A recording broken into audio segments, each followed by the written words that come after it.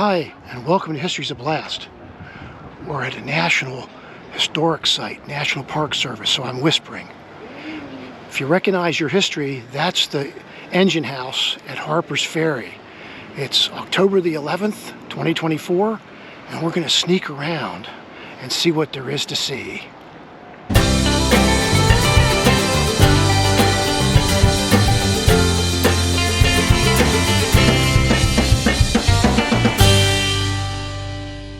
Meriwether Lewis was here in 1803 purchasing arms, and this is where his famous or infamous prefabricated iron frame boat was built. And we're going to go over and see a replica.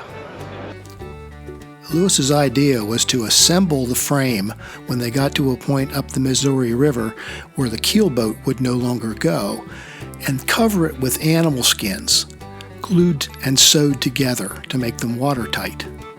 The experiment failed, apparently, when the water dissolved the glue and the boat leaked.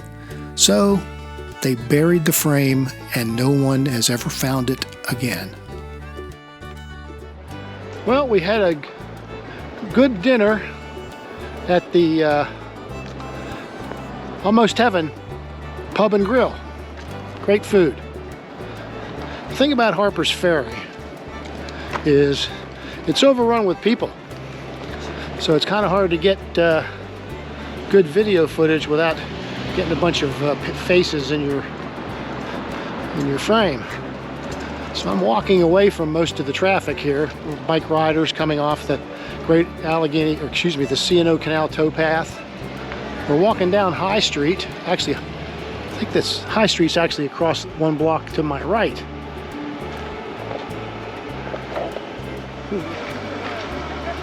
It's said that Meriwether Lewis stayed here when he was in Harpers Ferry. The ranger told us it's unlikely since taverns didn't really have lodging. Possibly he stayed in the mansion at the top of the hill there.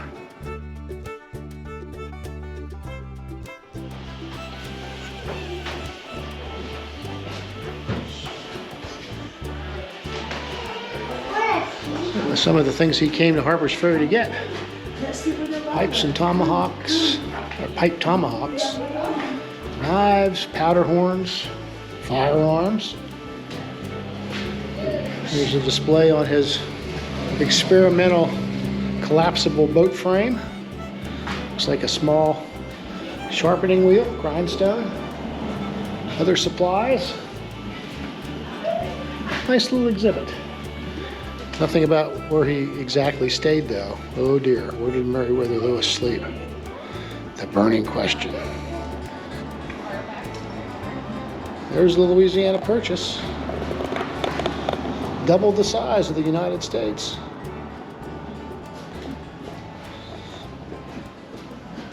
The object of your mission. The original site of John Brown's fort, the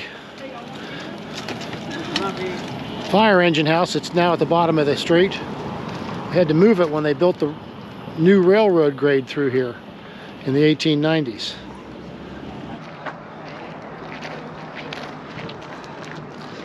So there's the fire engine house that stood outside the gate to the arsenal.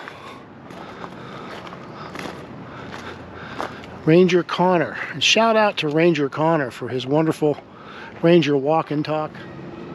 The story behind the sites.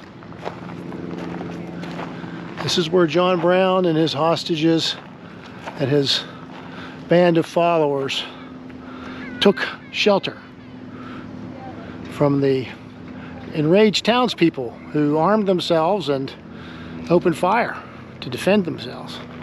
Small little space for all those people to be in. They couldn't try to shoot out, but they couldn't do it. And finally, U.S. Marines, temporarily commanded by a young Jeb Stuart, and overall commanded by Colonel Robert E. Lee, both of whom at that time in 1859 were in the United States Army. A small little place. Here it is, the inside of the place called John Brown's Fort. restored and moved. It's amazing that the building has survived. Across the street is the building where John Brown lived while he was plotting his raid. It's been an interesting afternoon here. There's been a long-term outage of Wi-Fi for the Park Service, so that their gift shop is on a cash-only basis. Although all the eating establishments seem to be fine with their computer internet access for billing, because we paid by card at the grill and pub and grill, excuse me. There's High Street, which you might recognize, although the stop sign would have been temporarily taken down and the street would have been covered with dirt.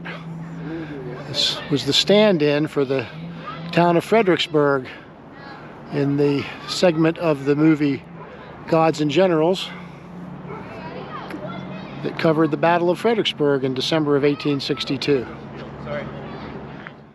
It's hard to believe this long wooden trestle supports a still active rail line, CSX's line, former Winchester and Potomac, that runs all the way down to Winchester, Virginia, in an interchange, former interchange, with the Cumberland Valley division of the Pennsylvania Railroad in Winchester.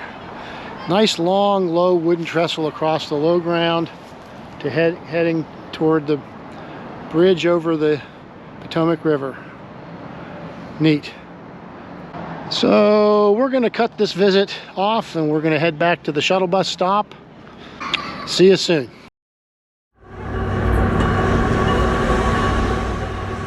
That's it for this time. I hope you enjoyed this video and will take time to view some of our other ones.